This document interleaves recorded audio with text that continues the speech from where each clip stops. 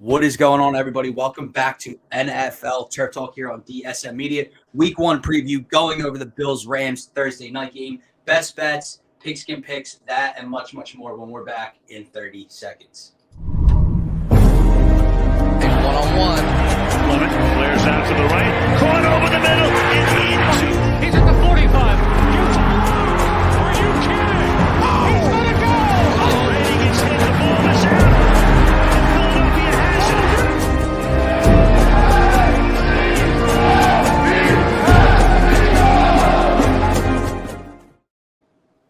What is going on, everybody? Welcome back to Turf Talk. We're streaming you guys live on DSM Media's Twitter, YouTube, Facebook channel. Head on over to @DSM_media on Twitter.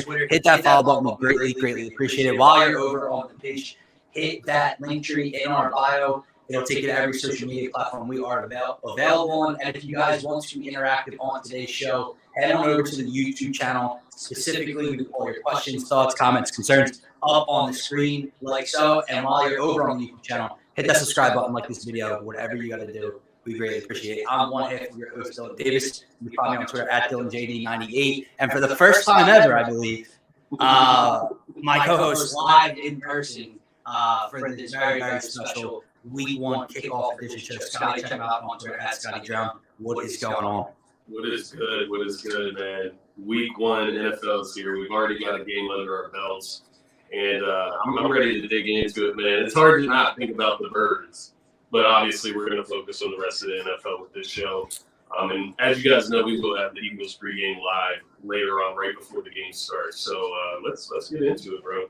What's going on, Phil? How are we feeling today? But yeah, man, before we get into today's slate, we're kind of just going to go game by game and break down this very exciting slate today, and then give our Pigskin Picks and best bets. But before we get to that, we got to talk Thursday. Yeah, I'm not off to a great start this year, guys. And so if you watched Thursday's show before the game started, I was on the Rams. Scotty loved Josh Allen. He loved the Bills. He was all in on that Bills Mafia hype train, and rightfully so, man. So go ahead, take it away, man. Tell me why I think I learned my lesson. I think we talked about it on the show on Thursday, and we kind of went back and forth. Obviously, as you said, I wanted Bills in that game, but we both knew it was a game that was kind of up in the air in reality. These are the Super Bowl champions that we're talking about in the LA Rams, and they come out and they lay down 10 points. I didn't expect that. Right, I didn't expect the Bills 10-10 at halftime to completely dominate, and hold them scoreless in the second half. I didn't expect that, but I think what was kind of expected, but we talked about it on Thursday. Why is it expected? It looks like Josh Allen picked up right off of that Kansas City game. Now, he had a couple mistakes. The one interception wasn't his fault. One mistake, baby. One mistake. 5 effing incompletions total. He showed a new level of patience, and I think that was what everybody was expecting this year. He kind of proved everybody right so far. It's just one game. He's got to show it throughout the rest of the season, but Josh Allen looked unstoppable in that game. Jalen Ramsey, talk about him. Horrible. Yeah. I mean, Jalen Ramsey. Perfect passer rating. This is supposed to be the best corner in the NFL. Yeah, that broken play TD to Stephon Diggs. And again, I talked about it with Phil the other day. Phil, about number 6, brother. So grab yourself a cup and come hang out. But I talked about it with him the other day. Like, I don't know what he was doing on that. Like, I get it. He thought he had over the top help. Yeah. He got caught peeking into the backfield. Yeah. That's what happened. He didn't. I don't think he thought he had over the top help one-on-one on an island with Stephon Diggs. He got caught peeking, got beat. The play was broken. Allen scrambles off of 1 foot, basically chucks it 55 yards to the goal line. Diggs comes out with it. Jalen Ramsey was terrible. But so before I get into kind of ripping the Rams, what do you think was more of the storyline? Bad Rams or great Bills? Which was it more of in that win? I think it was more bad Rams. I think the Bills are really good, and that's, part of what they're going to be this season. That is who Josh Allen is. I'm not taking that away from them. Right. But to lose by 21 points, not score in the second half, Matthew Stafford looked pedestrian. Terrible. He looked terrible. Yeah. Throwing ball. He looked like a guy that hasn't practiced. Yeah, That's that's elbow true. issue. He tried that no-look pass to the middle of the field, sailed it. And so when you look at all of those things, I just have to think about the Rams and like the blown coverages, like you said with Jalen Ramsey. Even that Gabe Davis touchdown at the beginning of the Horrible. game, completely blown coverage. You could also argue it's a great play design. Yeah. But like you said, no one picked him up. No linebacker, no safety, no nothing on the right side of the field. Yeah. They completely loaded up on the left side. Clearly, the play was a bootleg to the right. Worked out perfectly for Buffalo. But listen, man, this game, even though it was 10-10 at halftime, it didn't feel close. But at halftime, I felt one of two ways. A, it doesn't feel close, and the Bills are about to pack it on like they did. But I also felt like they turned the ball over three times in the first half. And the Rams weren't able to capitalize. Yeah. And while that's a huge, obviously, problem, I thought they're not going to play like that in the second half. Like the Rams have a chance to pack it on now that they didn't capitalize and that the Bills weren't able to come away with more points in the first half. So it was very odd for me how that kind of first half played out. But this game, as Eagles fans, we talk about the trenches a lot, right? Our defensive line, our offensive line. This game was won and lost in the trenches. Yeah. And it was reversed than what I would have predicted. The Buffalo Bills defensive line absolutely wreaked havoc in the backfield on Matthew Stafford. They did a breakdown. Everyone was talking about the ghost of Allen Robinson, right? 1 catch, 12 yards, 2 targets, I think. Someone did a breakdown of the Bills' defensive line pressure and where the receivers were at on the field. They got to Matthew Stafford so quick. Receivers weren't even out of their breaks, and they weren't looking in the backfield for where the ball is.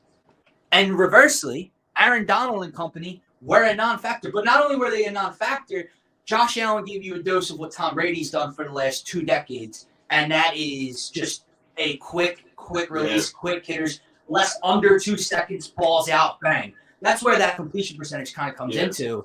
But it was bad, man. And the last thing I'll kind of say about the Rams is we know how talented their roster is. Star after star after star, added Bobby Wagner, added Allen Robinson. We know what Cooper Kupp is, right? Aaron Donald, you talk about Jalen Ramsey. They are not deep. Yeah. And the problem with that is when your stars don't play like stars, what happens Thursday is exactly what's going to keep happening. Yeah. Cooper Kupp's the only one that showed up, and even he scored a touchdown. I think he went for what? Now a little over 100, maybe 8-9 catches. 128 yards, 13 catches. He was but a couple, only one. Yeah, but my point is probably more than 30 of those yards came in garbage time. Yeah. So for the beef of the game, he was held. Not that being held under 100 is bad, but we talked about pregame. No Tre'Davious White. Yeah. If there's a weakness on that Buffalo Bills defense or that roster, it is their secondary that's injured at the moment. And they weren't able to take advantage of it. It's basically Cup versus the Bills. Yeah. That's what the game looked like. And I think, one last thing to kind of end the point with this game and kind of what transpired is you talked about Aaron Donald, Bobby Wagner. I believe he had a sack as well as Aaron Donald in that game. I think it might have been their only 2 sacks. Who else is going to help those guys? You lost Von Miller, and that was something and even me picking the Bills in that game, I didn't hammer the table enough for Von Miller and the difference that he can make. I didn't expect him to go out there and have 2 sacks, 3 or 4 he was in the backfield for loss. Every play. He was putting the pressure on. I mean, he was blowing by their offensive tackles. It was ridiculous. He looks rejuvenated in Buffalo, and he looks like what it could be the missing piece to kind of what they've been looking for in Buffalo is like Shaq Lawson didn't play games. Shaq Lawson didn't Ed play. Oliver got hurt. Davis White didn't play it. It is crazy. Even the defensive tackle Jordan Phillips, he was a monster in that game. It was nuts, man. The Bills look scary, but I also take it with a grain of salt. The Rams looked really bad. Right. That was not the Rams. That was not the defending Super Bowl champions. So I take it with a grain of salt, but at the same time, the Buffalo Bills did what they needed to do. And I mean, you can also talk about the ghost of Cam Akers, and that's probably my final point. My final point, Sean McVay called that game far too conservative. Everything. He wanted, I'm not saying abandon the run. They should have abandoned the run in the first half. Yeah. They weren't. First down run, second down run, or incompletion first down, 2nd and 10, run the ball, Darrell Henderson. 1 yard. Now you're in the 3rd and long distance, right? So And then every pass play. And again, I understand the defensive line was getting to Stafford quickly, but everything was short to semi-intermediate type of stuff. Yeah. And you weren't trying to take the top off the defense. You really didn't do much if you're Sean McVay. And that was kind of the disappointing part to me. So, obviously, Bills come away, big win, 31-10. They slide out my power rankings at the moment. Now, I know you said on Thursday it wouldn't adjust it, but a win like that. And again, power rankings are a week-to-week thing. This isn't saying definitively if they met in the Super Bowl again, I'm going with the Buffalo Bills. Yeah. However, on a week-to-week basis, they are now the number one team in the league for the week being. Yeah. The Rams come out, win next week, and the Bills lose. I'll adjust the power rankings again. But yeah, no, I'm with you. I guess last thing when the Rams, any level of worry with the Rams, do you think they figured out? Do they need to add some pieces? Too talented. That's what it seems like. It's like I know everybody's panicking, the Cam Akers panic button, the Allen Robinson panic button, but these guys are really good players, and you got to expect Sean McVay to figure something out. The Cam Akers one is more tricky. Allen Robinson will be fine. That one I'm not worried about. Cam Akers is a weird one to me. Yeah, because he didn't look good in his carries. No, and why I didn't think he was limited. That was not announced. No. And then after the game, McVay comes out and says that he was on basically a snap count. See, I didn't even know that before. Yeah, so fantasy owners, George Ryder or my man Steve back there, getting screwed with Cam Akers in the starting lineup. So and it's like, how do you not start Cam Akers week one? You know what I mean? You had to take that out. Willie helped him out. He's on against Cam, so that's great for him. But oh yeah. All right, man. Let's get into this slate today. It felt like Christmas morning Thursday. What's it feel like today? I don't know. I'm like over the nerves. I'm just kind of ready to go. You know, on Thursday it was more or less just like excitement. Yeah. I'm still excited, but I'm more or less aggressive today. I feel like. you know, football season's back when I could not wait for 8:20 to hit. Yeah. And by 8:32, I was like, Jesus Christ, here we're losing money already. Football season for sure. But let's look at the first game on this slate today, and that is New Orleans Saints heading to Atlanta divisional game in the NFC South. Jameis Winston versus Marcus Mariota. Probably not a quarterback matchup I would have expected to see in 2022, but here we are. I believe the Saints, they've been at 5.5 favorites for like 2 weeks. I don't think that line has moved at all. Obviously, when we get to our best bets, this game's probably going to come back up on my topic. But who do you like here? I got to go with the Saints in this one. To cover? What did you say? 5.5. I think it might be the best bet of the week. I think so. Yeah, I think they cover in this one. Their defense is too good.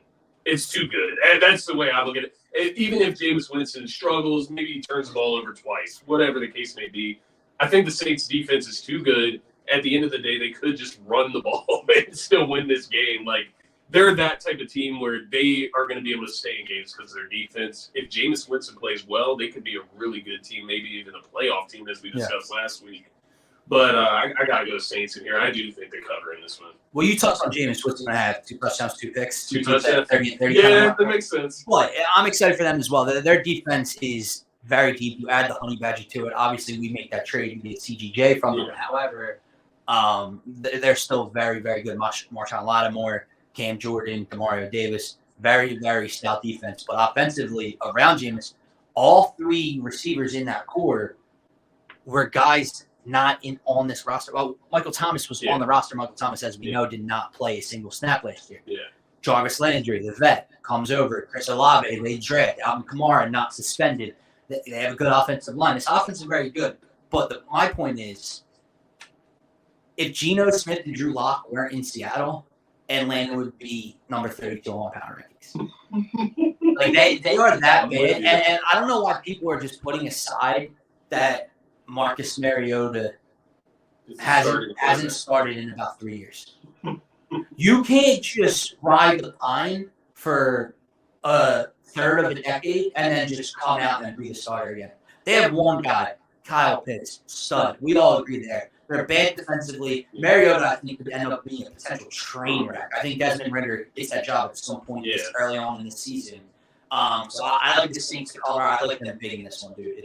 I'm with you. It seems as if Mariota is more of a placeholder just until Desmond Ridder is like ready to start. Obviously, he was drafted in the third or fourth round of this past draft. He's obviously not ready to start immediately, right? You need to give him some time to learn behind of that. Mariota, at the end of the day, though, is just simply not who you want starting at quarterback for you. So I'm with you. I think Saints covered today. Obviously, Kamara's not suspended. Like you said, they got a totally revamped wide receiving core.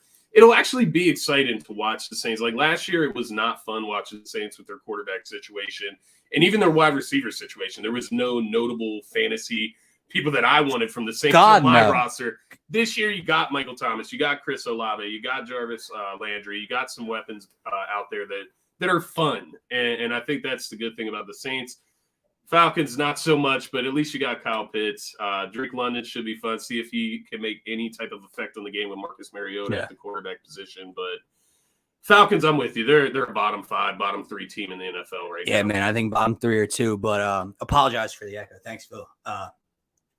Had to mute the little tripod camera. I could hear it, but I'm like, I don't know if the people at home can hear it. So we got that settled and hope the Wi-Fi is still working. However, I agree with you.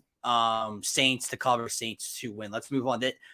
There's so many good games, specifically in the 4:00 hour, that we have to get to. But this one, it's not flying under the radar, but it feels weird, man. Yeah. Baker's revenge tour. Cleveland comes to Carolina. CMC healthy. I know he got put on the injured list on Friday. Came out, he's fine. Yeah. Whatever the little precaution was.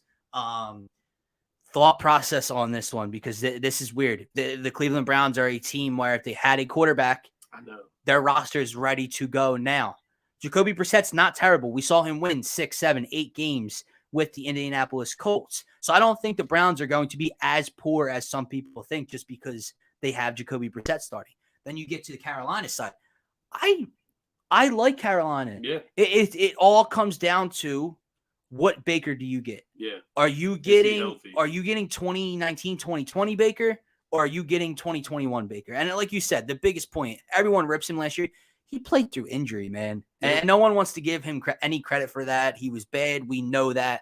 He is nowhere near as bad as some people make him out to be. Some people go, the worst quarterback in the league. Yeah. He shouldn't have. No, that's so out of control to me. So what's your thought process here, Cleveland and Carolina? This one's tough. It is tough for all the reasons that you already laid out there. I'm looking at the Panthers. I like what they have around Baker Mayfield. Obviously, if CMC stays healthy, that's the key for the Panthers offense. Yeah. The offense is going to rotate around him. But it is, Baker Mayfield, which Baker do you get? I tended to like Baker up until last year, but as we all know, he was completely beat up. They ran him into the ground in Cleveland. And then they threw him out like garbage. So that makes this game all the more interesting. They don't have their golden boy Deshaun Watson at quarterback. So kind of levels the playing field a sense. I think the Panthers win this game. I think Baker comes out, maybe not has an elite game. He's not the Baker Mayfield of 2020. But I think he has a good game. I think he has a solid game. He knows who he's going against. I know the opposite of that conversation is the Browns know Baker as well, right? Like they played against him in practice. Right. But the same goes for Baker Mayfield. He's seen their defense more than anybody else has seen their defense in the last few years. It'll be interesting because the Browns, as we know, have an incredible defense. They're very stout on defense. That pass rush is going to want to get after Baker. But I just think the Panthers have a little bit more on offense. I know, some people would maybe even argue that. Well, I don't think you can argue, as far as Jacoby Brissett versus Baker Mayfield. Like there is levels to quarterback in the NFL, and Baker Mayfield is clearly better than a Jacoby Brissett. He can raise the ceiling for the Panthers higher than what I think the Browns' ceiling could be raised with Jacoby Brissett. And I think the Panthers take this game. I think this is a Baker Mayfield revenge game. Yeah, no, I'm with you. I think the line's at 2 or 2.5. It's basically a pick 'em. I agree. I like the Panthers in this one. Now, Baker does have you brought up the Baker having a higher ceiling, a more chance of pushing you to a win than a Jacoby Brissett would. Baker also has the ability to lose you a game. I feel like more than Jacoby Brissett can. Fair. But I don't think that's that Baker. I think you have, like you said, a rejuvenated Baker, a pumped up Baker. I just think he's bringing that F them, F you kind of mentality to Carolina. Obviously, come on. The schedule, like really, the schedule just played out perfectly. I agree. Panthers win. Hopefully, for my two of my fantasy teams, CMC has a hell of a day. We'll find out in a few hours. So you got some CMC shares. Nice. Yeah, man. A couple stocks of CMC. All right, let's move on to the next game at Soldier Field. Trey Lance, San Fran, heading to play Justin Fields and the Chicago Bears. I don't think this game's close for a second. But I don't. Trey Lance is such an unknown. Copy that. Yeah. Agree with you. Yeah. This is a team with Jimmy Garoppolo who traveled to Lambeau Field and beat Aaron Rodgers in a playoff game last year because their defense is that good. Yeah. Because Deebo Samuel is that good. Their offensive line, their running game is that good. No George Kittle. Got it. Chicago's brutal. Yeah. Brutal. Another bottom 3, bottom 4 type of team. They gave nothing to surround Justin Fields with. Nothing defensively to help. New coach. Don't love it at all. I think this line's at 8, right around 8, 7.5, 8.5, somewhere right around there. I don't know if I would take the spread. I don't know if I would take that. I'm not advocating for it, but if I have to pick, I think that the Niners cover. Yeah, it's hard to imagine the Bears scoring points against the Niners. I mean, they're going to obviously. I mean, what would you put their team total at? 13.5? Maybe. Like they might be lucky to score 10 points. Yeah, it's kind of how I feel. Like I feel like they'd be lucky to score 10. And I'm not some Justin Fields hater. I actually think he is a solid quarterback, young prospect. But like you said, they haven't put anything around him in Chicago. The defense, if anything, has probably gotten worse. You have a couple guys on that defense that actually want to go compete somewhere else where they can contend. And, looking at that situation, I think they're in the middle of a rebuild. It's as simple as that. Maybe they don't want to admit it. I know Justin Fields says he feels that they can come out, compete. Of course, you're going to say that. You have to say that. You're say that again. The team. Come out. Say that with a straight face to me again. Not win, compete. Oh, okay. Okay. No, but the Bears, I'm not a fan. I don't really like anything that they got going on outside of Justin Fields. I don't love Justin Fields either, but he's probably the best thing they got going on there. I'm going Terry, you're back. Niners all day in that one. Same thing we've talked about with Hurts. I know the Trey Lance combo, you kind of brought that up earlier. Phil saying Jimmy G will be starting by week 7. He is not on the Trey Lance board. That's interesting. I don't see it, but is it not weird that they kept him? It is a little odd. It is a little extremely odd that they kept him. That's your first round, what? 4th, 3rd pick in the draft, 5th pick. What Trey was. Oh God, you might be 3 or 4. 3 or 4. Yeah. So I mean, you're all in. Once you bench him, you can't go back to him. So no, it's an interesting thought. But they were in the NFC Championship with Jimmy G, so it's hard to not. It's hard to when Trey Lance throws an interception today or in the next game. It's hard not to think back to Jimmy G leading your team to the NFC Championship and him. Well, it's like how I felt with the Eagles last year when Jalen Hurts was struggling and. Obviously, Minshew Mania was on the bench, and some people take it over the top extreme. But the conversation was, do you sit him down for a week? No, because of what you just said. Some people were like, no, and they did it with Carson in 2020. Do you sit him down for a week and he'll go back to the job? What happened when they benched Carson at halftime? He's gone. Once you do that, there is no going back with a quarterback trying to play for his career. Destroys their confidence. Trey Lance, is he playing for his career? I believe in San Fran. Yeah. Because, like you said, if he is not the guy, it feels right. And let's say they give the job back to Jimmy G for a week or two. There's no going back to that. And it would have to be a really extremely bad for them to go back to Jimmy G. Yeah. They'd have to be losing games. He'd have to turn the ball over. Let me ask you this. If it is not that bad, like maybe Trey Lance is just playing pedestrian, a little bit below where Jimmy G normally plays with the San Francisco 49ers, but they lose games. What do you do? You have to give the reins back, right? You got to save your season. Because because what was your ceiling last year? NFC Championship, right? With Jimmy G. So if this dude who's supposed to take you to the next level, he's supposed to elevate you. If he's worse than what you had at the quarterback position last year, You have to switch it up. I don't Yeah. care. Like, this is not about building Trey Lance. Yeah. This is about the last piece of the puzzle in San Fran with that roster. So it'll be very interesting to see what happens in that one. But I like the Niners probably to cover. Now this game, another one that kind of flies under the radar. AFC North, Pittsburgh Steelers, Mitch Trubisky heading to Cincinnati. Now, I know where you're going with this one. I agree. I got the Bengals taking this one. What's I think the they're spread too in this talented. one? It's around 6.5 or 7. I like Pittsburgh to cover. I do too. I think this is a grinded out, close, final possession or two type of win here for the Bengals. Yeah. I think Pittsburgh's defense is too talented. I think Trubisky, although like I don't love Pittsburgh this year at all, but I think he can manage a game, and it's probably the best skill position group he's ever had around him compared to his time in Chicago. So I think that Pittsburgh covers today in Cincinnati. I like it. I like Pittsburgh to cover for sure. I am going to take Cincy in this game, but I agree. Yeah, what I would say is the Steelers are one of the worst teams to play week 1. Right? I don't want to play Pittsburgh week 1 because what you said, their defense is really good. They have a defensive line that can destroy games. They can control games. We talk about TJ Watt, Defensive Player of the Year last year. This guy can take over a game, and you talk about one of the worst offensive lines in the NFL last year in the Cincinnati Bengals. They replace 4 of their 5 starting linemen from last year. They totally revamped the offensive line. Steelers, I heard this on the way over, so I'll share it with you. Steelers have apparently led the league in sacks in the last 4 of the last 5 seasons. Steelers have led the league in sacks. It does make sense when you look at who's coming off the edge of that line. Exactly. So heads are going to clash today. That's going to be a really physical game. I'm with you. I don't think the Bengals cover. I think it will be a close one. Do the Bengals make mistakes? That's the type of thing that will keep over under on helmet swung. Who's going to swing the helmet? Mason Rudolph's not getting in the game, so Well, even though he's the one that got into it with Aaron Donald. There you go. Yeah, I like it. He got into some trouble down in Dallas. Who knows, though? Now, obviously, that game's I know going to have a lot of fire to it, though. I know. No Vontaze perfect. No, no Antonio Brown on this one. So no Pac-Man Jones. We'll see, man.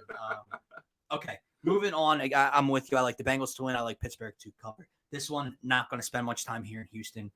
Colts visiting the Texans. Maybe I'm wrong. I think I have the Colts in my top 10. If not, you're not top 10. They're fringe. Yeah. Great defense. Obviously dominant rushing attack. Really good offensive line. Stability in the quarterback room. Yeah. You know how I feel about the Texans. You know how I don't understand the Davis Mills. Even if it's the smallest amount of hype you could put together, I don't understand it whatsoever. Dameon Pierce has taken over fantasy football and the airwaves lately. You're going to – tough matchup for him week 1 in Indy. Obviously, they have Brandon Cooks, so we'll see. But this one, I like the Colts to win. I think this is around another 8 or 9 point spread. Divisional game, but I think the Colts, if they're as good as I think they are, they will cover this game. They'll win by 14 or more. Yeah, and I think with the Colts, they're another team that at the very least they're going to be able to keep themselves in games this season. They have the pedigree, right? Mm-hmm. It's kind of what we've talked about. It's what the Eagles lived off last year: good defense, running game. At the very least, the Colts can have that this year. Building the trenches. That's exactly where we're at.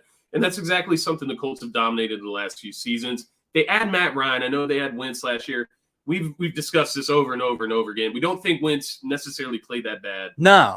Or bad at all. He didn't play bad at all. He played but pretty just in good. terms of off-the-field stuff, what it seemed when like. When you're making decisions in crucial moments, those are the things where I think Matt Ryan might be able to make that difference. And ultimately make the Colts a better team, and easily taking the Colts in this one. If it's a 8-9 point spread, I know it's a division game. I do think at the very least they can get up by 2 scores and hold them down. I think their defense is just that good. But it's going to be interesting to see what the Texans do going forward. It's like what do they really have going on? Is Davis Mills the guy going forward? Are you tanking this season? He's a 3rd-round pick. He played all right last year. He seems like the type of quarterback that can just get you 4 wins and you don't get the first pick in the draft. Yeah. So, like, can I say something? I don't know if it's the best thing in the world. Can I say something? Even though his first name shares my last name, I can't get behind the name. You know, like if I never saw him or heard of him, and you told me Davis Mills, I can't get behind him. I know he stinks. There's something just about the name where he's just not good. It's Not like an Geno NFL Smith. quarterback. I know Geno's not going to be a very good starting quarterback. Davis Mills can't get behind it. David Mills could be okay. I don't like the fact that he's got a last name as his first name. So I have a buddy that stands for Geno Smith. Warrens, if you're out there watching, time. man, let it go, dude. Let it go. Hold on. What? Rewind. He met Geno Smith. He went to WVU one weekend back when Geno Smith was in college. And that's why? Met him out at like a club in Morgantown. And that's why to this day, if I like say like, Geno, how the hell is Geno Smith starting in the NFL? Like you're telling me you can't break somebody off the street. Right. You know what I mean? Somebody fresh from college that could be better than Geno Smith. No, he won't have that conversation. Do you remember what Geno Smith did at WVU as a Mountaineer? Oh, That was like 10 years ago. Hold on. Like I get having a respect. Like you met him, that's cool. He's a semi-celebrity at the time, probably. Maybe he was nice. Maybe he talked to you for a little bit. I get it. The D-list celebrity. But like what? Like you met Tobias Harris. You've had a couple interactions with Tobias Harris. No, it's a different standard. Tobias Harris is actually good. You still hold him accountable. But you hold him accountable, and you would move like you're not standing Tobias Harris, right? So that's really bad. That's not the person you want to stand Geno for. Smith died on that hill. Man. Phil's saying Davis Mills, Trey Lance. I won't. I'm not a Trey Lance guy, but I will not take it to that extreme. Yeah, I can't get behind the Davis Mills thing. All right, let's move on. To Miami. Patriots, Dolphins, AFC East matchup here. I know you have a Tua parlay in, so I can't wait for you to share this with everybody. But I'm excited to see what this offense looks like. Tyreek Hill, obviously, in Miami with the most accurate quarterback to ever grace a football field. But I want to look at it from the Patriots side of things. If Bill Belichick wasn't the head coach of the New England Patriots, how would we be talking about them? I think we would be talking about them as a bottom 5 team in the NFL. I won't lie to you. They lost some pieces on the defense. They never really had much on offense last year as far as skill set positions. Yes, they got a decent running back group, but Mac Jones. Let me be clear. Mac Jones is my quarterback to pick. Who's going to disappoint this season from that pack of quarterbacks that started last year. Okay. The reason I say that, I don't think that he's necessarily going to be worse than what he was last year. He's just going to be the same because he's always been the same. He doesn't get better. And that's the difference between him and these other young quarterbacks in the NFL. But something does feel weird about this game. I know there's all this talk about, Bill Belichick, the Patriots struggles in Miami, especially when it's warm out. It's supposed to be 108 degrees with humidity down there in Miami. That's supposed to be their home field advantage, right? Something feels weird there. It just feels like every time you totally count the Patriots out, something weird happens. I'm still going Miami in this I was going to game. say, I thought you were taking that another direction. I was going to say, I saw your face. I'm still going Miami here to be clear. Allow me to count them out because they are horrible. Horrible. You know how down I am on the Falcons. You know how down I am on the Seahawks. They're worse teams. Agree. They have more talent offensively than the Patriots do. Do you know how hard that is to say? Yeah.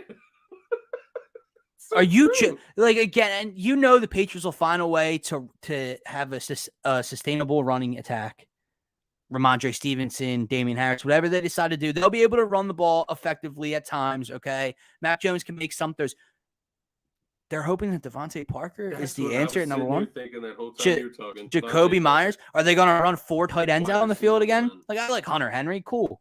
You're going to run them out on the field every snap. And then who's the backup? They had 2 of them last year. Jonnu Smith. Yep. And I think he got hurt, but he didn't play a lot there either. So they were really bad. This spread's only around 3, I believe. Yeah. I'm hammering Miami. Yeah. If this was in Foxborough, I could buy into your point a little bit. How even though they're not good, this game's going to be close and they have a chance. No, I'm hammering Miami. I think to your point, somehow Tua has success. I don't care that it's Bill Belichick. I do not care. They are. Oh man, they're not good. Like they.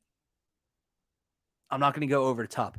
They are going to be closer to the Jets Then to the Dolphins at 2. They're going to finish third, but they're going to be closer to 4th place than they are in 2nd place. I think that's fair because if the Jets and the Patriots played today, I'm not sure exactly who I'd pick. Yeah, no, I agree. And I think that says a lot. Well, with Joe Flacco playing, I'd pick New England. Joe Flacco, Zach. And I'm not a Zach Wilson guy, but Zach Wilson, that's a good caveat. There's a little bit more unknown there. All right, let's move on to that team. Jets, Ravens.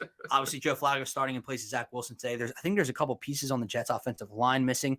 Obviously, news broke yesterday that Lamar turned down the Ravens' final offer at that deadline yesterday. He's going to risk it. He's going to play for the 23, 25 mil this year, somewhere around that, and kind of just play for his payday next year. Which I get the logic. It's also risking injury, but this is another game.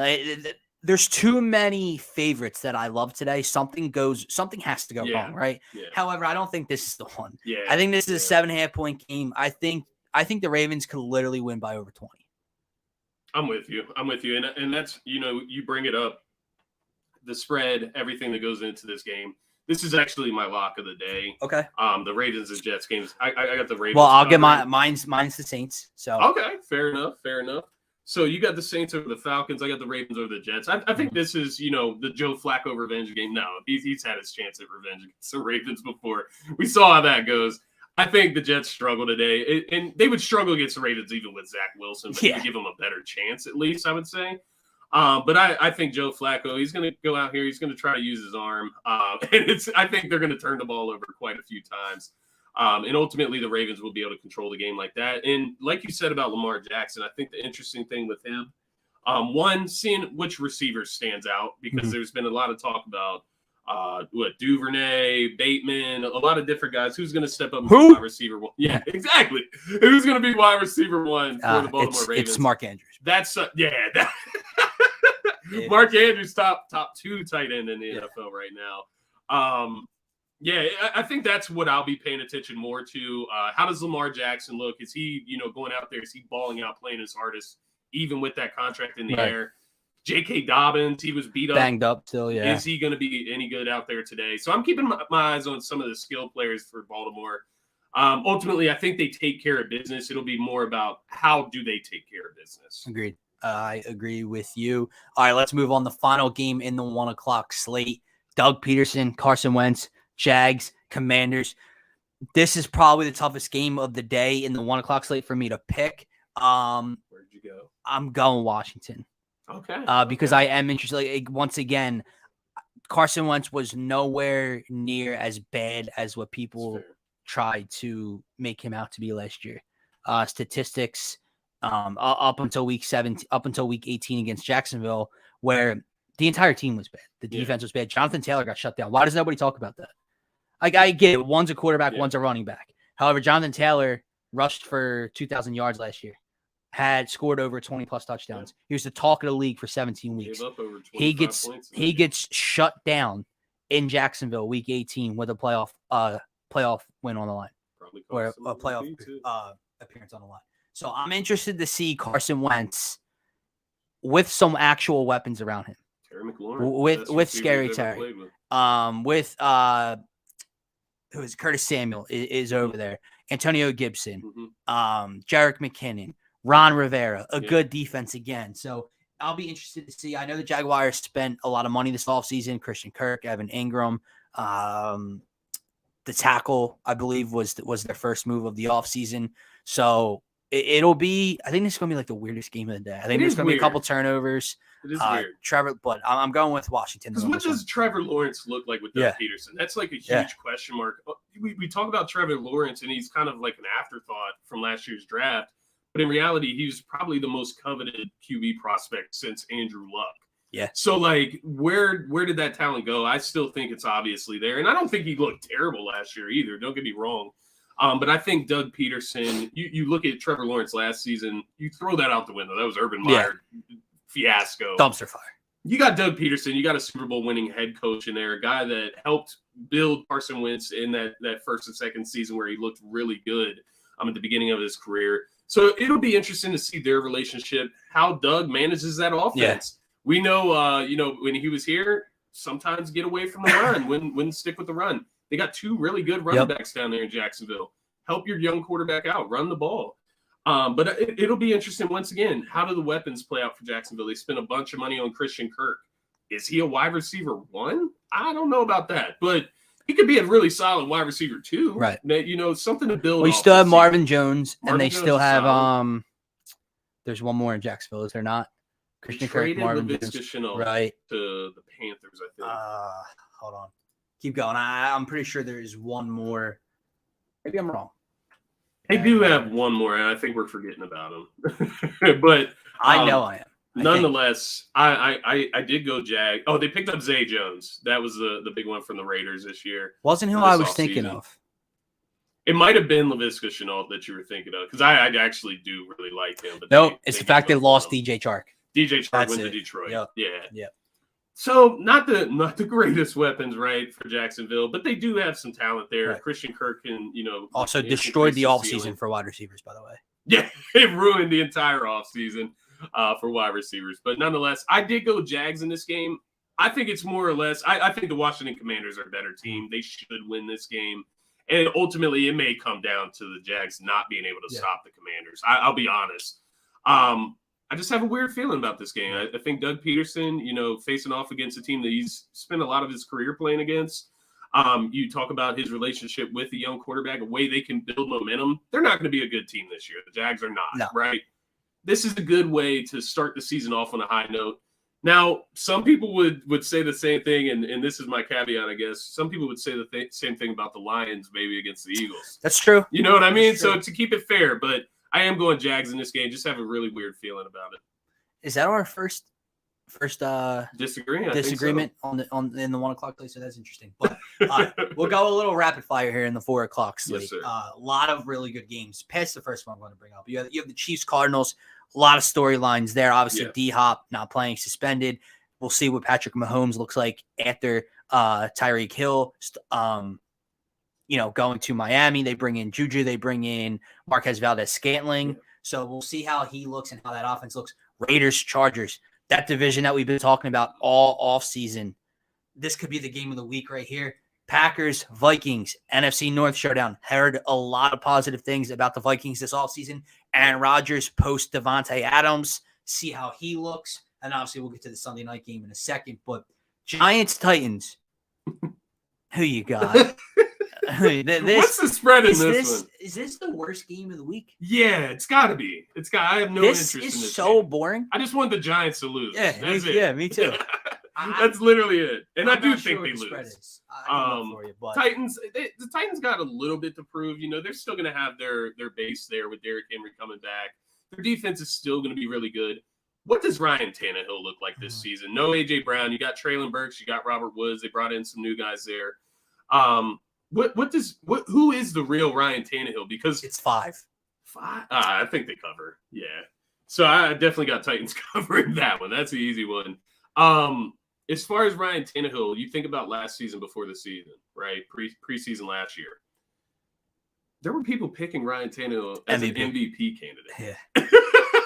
And here we are this season where he's an afterthought. He's a complete question mark in my eyes. So we'll see. I don't think that shows in this week against the Giants, but something interesting to watch. Brian DeBoer. And that's something we didn't mention with the Bills game as well. The play calling in that. The new offensive coordinator for the Bills did really well, but nonetheless, Brian DeBoer is in New York. What does that relationship with Daniel Jones look like? What does that leash look like for Daniel Jones this season? And then Saquon Barkley.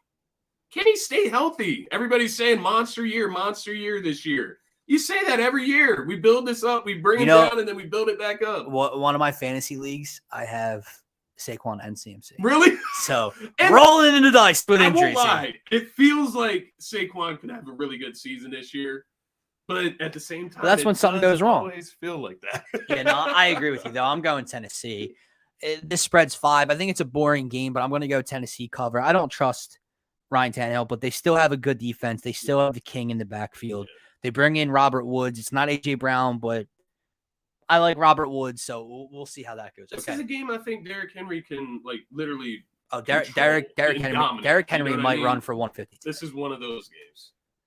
Chiefs, Cardinals. I'm riding Chiefs here. I don't like what the Cardinals did this offseason. Is it close? Yes, because it's on the road. It's close in the beginning, and then I think Patty starts to pick them apart in the second half. I think this could what's this spread at 6.5? Again, I like the cover. D-Hop, I know you traded for Hollywood Brown. He's not number one wide receiver. AJ Green feels like he's 122 years old. You lost Christian Kirk, obviously. James Conner. I don't love him. And they didn't upgrade anything defensively. So I don't love James Conner, but he's like highly touted in fantasy, which is interesting to weird. me. But I guess because Chase Edmonds is out of there, he's going to get the full workload. But I'm with you. I'm taking the Chiefs in this one. I think they may, I don't want to say struggle early, but I do think it would be close early, just as Patrick Mahomes gets used to all these new weapons and getting the ball around. But at the end of the day, Travis Kelce is still out there. I guess my bigger question is, what does the Chiefs defense look like? It's true. Are they able to stop the Arizona Cardinals? Now, I know, Hollywood Brown, these aren't the world beaters of the NFL when it comes to skill positions, but they're good. They can make plays, right? Zach Ertz will be out there. He's a little banged up, but nonetheless, he's playing today. They have pieces. They have Kyler Murray with the fresh contract. He is happy. Still taking the Chiefs in this one, but there is a side of me that wonders, how bad is the Chiefs defense without a Tyrann Mathieu? Let me say this. If they cannot stop the Cardinals offense, that's scary. They're in trouble with what's going on around their division and the rest of the AFC. Yes. So that's really tough, but I agree. I'm going Chiefs here. I just don't like the fact that the Cardinals could have been fighting for their division, and now I think they're the third best team in their division. Yeah. I don't like it. You did nothing to upgrade, and your number one wideouts are suspended for 6 weeks. Okay. Game of the week. Yeah. Has to be game of the week. Raiders, Chargers. Week 18 rematch. We know how that ended. Raiders get in the playoffs. A tie would have got both in. Justin Herbert, potential MVP type of year. We know what they did defensively, going out and getting J.C. Jackson and Khalil Mack to add to Joey Bosa and Derwin James. Raiders, opposite of them. Devontae Adams. Their defense, their front seven really stepped up in the second half of last year. Derek Carr, potential MVP sleeper type of candidate here. Yeah.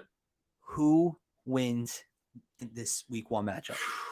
This one's tough. I love the Chargers this year, and I know you do too as well. Hold on. Can I say something? I don't know if you know this, but the Chargers are going to score the most points this week, and the Raiders are going to win.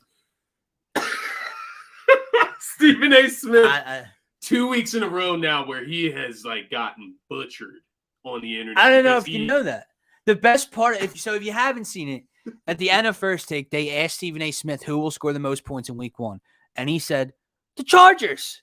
They asked him why. Mike Williams. Austin Eckler. Period.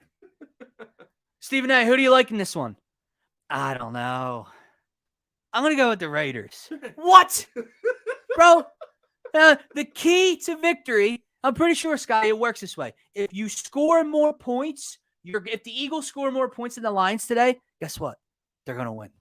But not in this case. Not in this game. This game's different. So speaking of the Eagles, just last week, Stephen A. is on First Take saying how the Eagles are going to win the NFC East. He's yelling at, I think it might have been Michael Irvin or Marcus Spears. Yeah. Jalen Reagor is their third. I think it was Monday or Tuesday, dude. The boys are A.J. Brown, Goddard, and Reagor. And it's a big year for Reagor. He was just traded the day before. You're supposed to be. And I have a lot of respect for Stephen. I do too. He's an entertainer, man. Yeah, but in terms of his, I can't get behind it. He was talking about the Packers the other day, and they asked him about, he was talking about life without Devontae Adams, and he said how Rodgers will still be okay because of that defense, because of that running game. And he always says them boys, right? Yeah. And he says I like what they got in the backfield with Aaron Jones and them boys. Bro, just say Aaron Jones and AJ Dillon. Yeah. It's not Aaron Jones and 5 other guys. It's 2 guys. So just say it. When he says Tony Pollard and them boys, you mean Zeke? Right. Do you mean him and Zeke? Right. No, It's funny because I know he was on vacation all of this summer, and it just feels like he came back and just like jumped in without actually catching up on the news cycle in sports. So it's actually really funny to watch him on TV do that shit, and it's still it goes viral each time. Yep. But nonetheless, I am going Chargers in this game to get back to the point. Yeah. What were we talking about? Yeah, right. Chargers will score the most points this week, but they will win the game as well. I do think at the end of this game, this will be a shootout. I'll give you one of my parlays. It isn't like my best bet of the day or anything. It's just something I really liked, obviously, when I woke up. Austin Eckler TD, he had 20 of them last year. I think he gets in the end zone today. Devontae Adams TD. I think Derek Carr forces the issue almost to the point where it may even cost him in a certain part of the game. But he's going to get Devontae Adams the ball. They're going to want to make him happy early. I think he gets a touchdown. I also have him going over 65 yards receiving. I do have the LA money line. That comes out to a plus 575.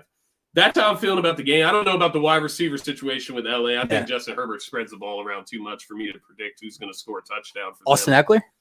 Austin Eckler in the receiving game, possibly. Yeah, it could be in the receiving game or the rushing game. But I do have the Chargers in this one. How do you feel, though, as far as, like, the Chargers do have a revamped defense? Raiders have an incredible pass rush, as we know, with Max Crosby and Chandler Jones. Do these defenses just get mauled today by these incredible offenses? Like, how do you feel about that? That's a great question. Well, like, which side of the ball? Which side of the ball sets the tempo today? That's the part that I don't know. I'm rolling Chargers with you as well. To me, this is the game of the week, but I have the Chargers winning that tough AFC West division. And if you're going to do so, you need to take care of business week 1 at home against the division rival and kind of set the pace, set the tempo for the rest of the regular season. Team that knocked you out of the yeah, exactly. So now hopefully this LA team doesn't need to come into the game with a silent count at home. But we'll see how Raiders Nation travels. It's not Bills Mafia, but not too far. Maybe drive down. We'll see what that SoFi Stadium looks like. But I'm going Chargers win in a great game. Okay, Packers Vikings, last game of the 4:00 slate, divisional matchup, NFC North. I'm rolling with Captain Kirk. I've heard so many good things about the Vikings, specifically on the defensive side of the ball, and I already know what they can do offensively. Adam Thielen, J. Jeff, Dalvin, Alexander Madison. I don't trust Kirk to like lead them to a postseason run type of thing, like get to the NFC Championship. MVP. I don't buy into that, but regular season numbers, air attack, I think they have success today. Even though I love that Packers defense, I think there's growing pains. Look at what the Packers did week 1 against New Orleans last year. Yeah. With Devontae Adams. Yeah. They got bounced quick. So I think they come out slow. Another kind of drama-filled season with Aaron Rodgers and that team. Yeah. I'm going Vikings in this one. Yeah, and I think this is one, we talked about this before we came on the air, but this is one where I'm going with you. I'm going with the Vikings. I'm going with Captain Kirk, as you said. But it feels like one that could come back to bite you. Yeah. Could come back, maybe we're hyping up the Vikings. Does Aaron Rodgers set the tone for the season? Is Aaron Rodgers just the GOAT or what? We'll see today. I like you talked about there. I think their defense is really good. It should be a close game. Vikings just know what they're doing on offense already. They have all the same pieces there. Interesting point. Does Rager get on the field at all? Is he a punt returner, kick returner? He'll score today. Anything? He'll score today. And they'll make a point of it, right? And then him and Justin Jefferson can celebrate together in the end. Well, no, and then all of Eagles Nation and Eagles Twitter are like, we should have got them. We could have used them. Why is he doing this here? Oh, my God. What? I am going Vikings in that game, though. Just familiarity starting the season. These are guys that are coming out. The Vikings are confident right now. They do have offensive weapons that – you talk about a wide receiver core that is maybe not even matched in the NFL as far as a duo, trio, even when you get down to KJ Osborne, who's really talented as well. I just like what the Vikings are doing. Dalvin Cook back this year, Alexander Madison, that little duo in the backfield, mostly led by Dalvin. But Vikings in this game, just familiarity. They got all the pieces back, added a little bit more this offseason. Right, but the Packers will be the better team. I agree. Before we get to the Sunday night game, I want to skip ahead to tomorrow night's game just to get that out of the way. Yeah. Russ's return to Seattle. This is the worst team in the NFL, in my opinion. I don't think this game is particularly close. I'm rolling with the Broncos in this one. I don't think it's going to be a Russ 300-yard, 4 touchdown type of night, maybe, but I think they as close to 50-50 split in terms of pass run in that offense. They're going to feed Javonte Williams. Melvin Gordon will get his touches, but I like the Broncos to win easy. I like the Broncos in this game as well, and I'm with you. I think it's going to be more of a Broncos know they should win this game, feel it out process, what works, what doesn't work. You can try some different things in this game, I feel like, as you get used to having Russell Wilson as your quarterback. A couple of things I'll be paying attention to in that game. Obviously, I have Javonte Williams shares in a couple different fantasy leagues. I love him.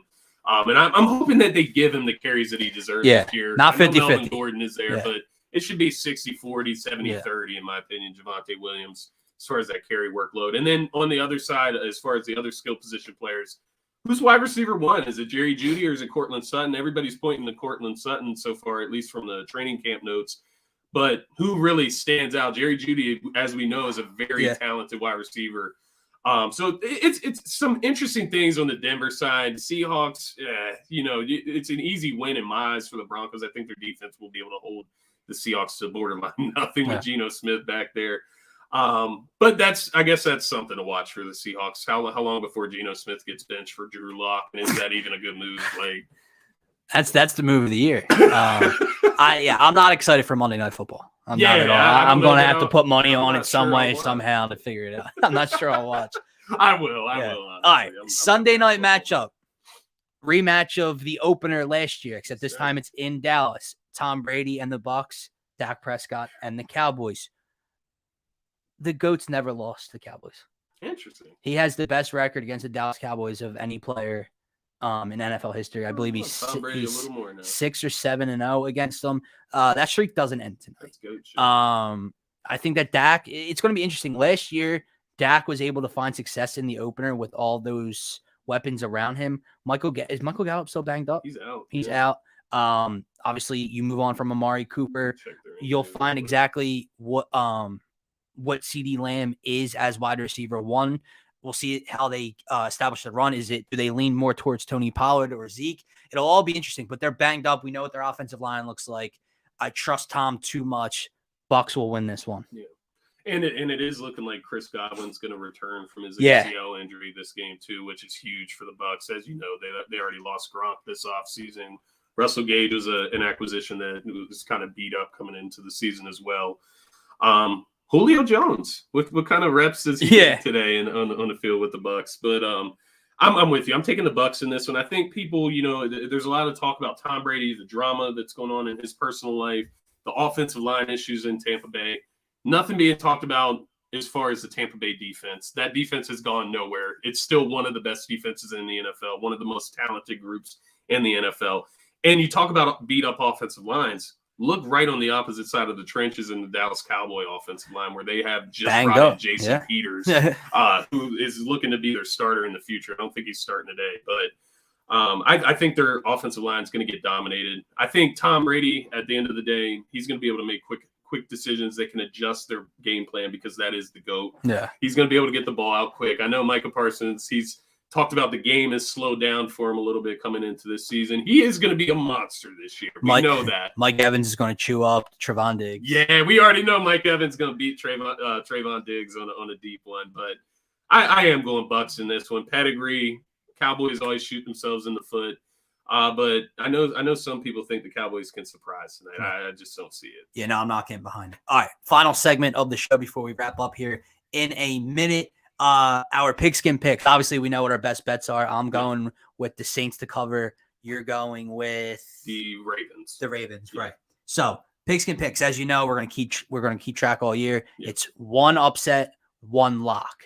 Now it can be money line or spread, but for the upset, we're doing in terms of outright winner. Yeah, because to cover the spread, it means nothing as an upset, right? Exactly. So my lock, I'm going to go with the Saints. It's my best bets. I'm going to go with Saints money line. My upset. This one's tough because I love all the favorites. The Panthers are favorites. The Dolphins are favorites, so I can't go there. Washington's a favorite.